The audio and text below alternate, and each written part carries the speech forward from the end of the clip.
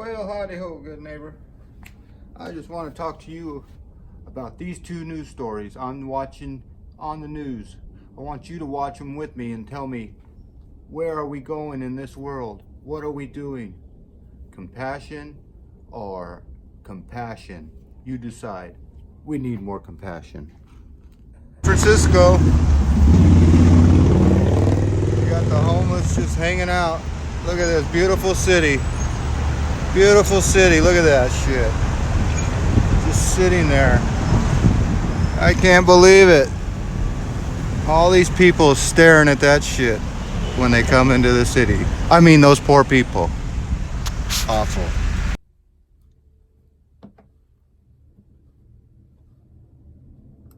Now appearing on the streets of San Francisco, wooden shanties. A nonprofit is building and donating them to the homeless.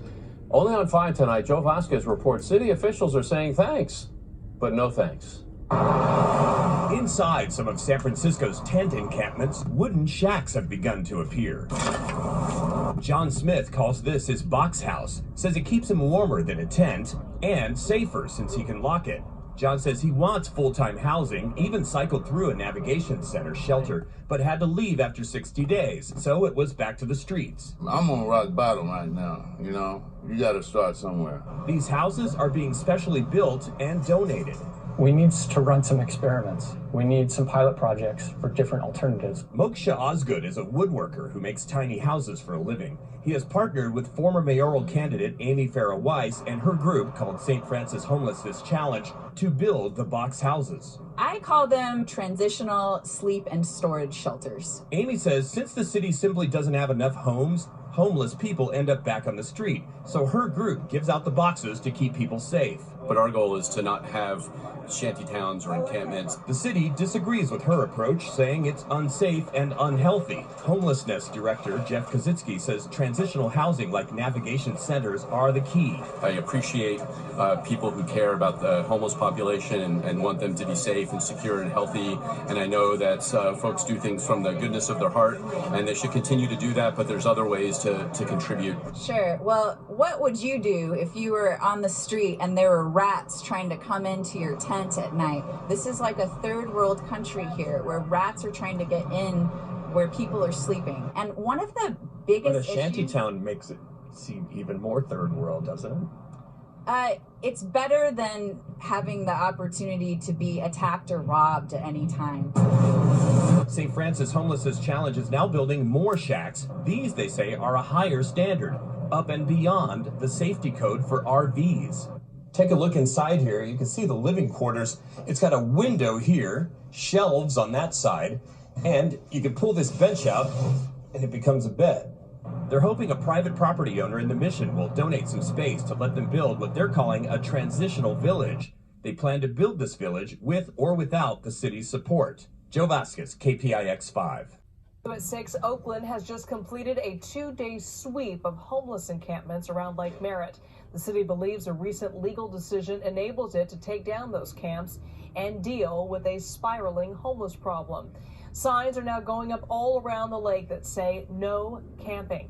KPIX 5's Wilson Walker shows us today's clearing operation.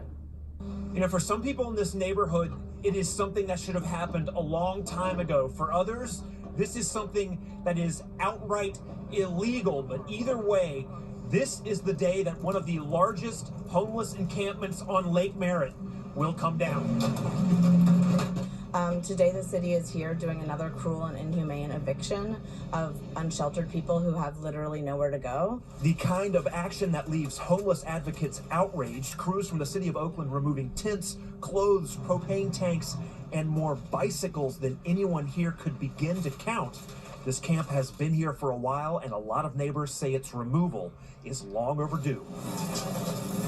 But I can tell you, everyone that lives in this neighborhood has a complete different, just about. I mean, we all have dogs, we walk, but all my neighbors I know that deals with this and confronted with this, they couldn't be happy here. Yeah, we've gotten some thank yous. We've gotten a lot of thank yous from folks. People are are compassionate and they're very concerned about our unsheltered, as are we. But they also, wanted to see some standards. The city of Oakland recently won a court battle over exactly this kind of encampment removal. The 5 people staying here were given 6 days notice. They were allowed to set aside some belongings they wanted to keep, and they were also offered some kind of shelter by the city.